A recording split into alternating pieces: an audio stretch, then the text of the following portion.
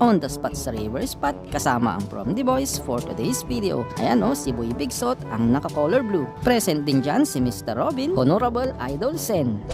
Wow At syempre pa, men, si Motovlog, Master Rider, Man, Kagaas. Diba? Ayos. Ito namang si Boy Bigsot, nahihiya niyang hilain. Di bale kasi nakaisang sako na kami.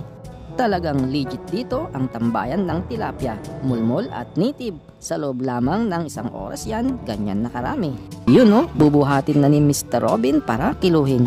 Tansya niya kulang 10 kilo, san ka pa? Uwian na. Sana all! Walang video na aktual na nahuli, pero 100% legit po yan. Hindi binili sa palengke. Kaya nga catch and no cook. Perfect pang deep fry, pulutan ulam. Sana all! Alright, like, follow, and share. Kahit maliliit yung iba, sobrang dami naman. Heto nga't nasa biyahe na, OTW going home. Sakay sa tricycle, Mr. Robin at your service. Basta driver, sweet lover.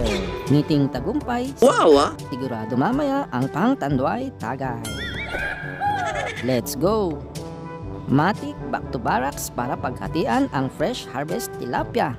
Dahil kami tsumamba, si Boy Bigsot, kukunin niya lahat ng mga good size, iiwanan ang mga maliliit.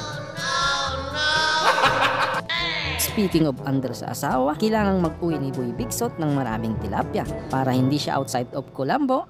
Unlimited tilapia ang ulam niya hanggang gabi. Siyempre may bonus pa na 2 bundle. Dahil nga schedule niya mamaya, bibilian ng isang red horse, magpulutan ng tilapia, pampalakas. Sabay alis na, layas na, tapos na mamalingke si Boy Bigsot. Itong natira, ipamimigay na sa mga gusto na kapitbahay. Dito lamang yan sa Buhay Probinsya, basta si Kagaas, Solid North, Partas.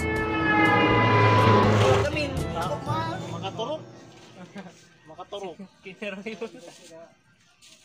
May tan.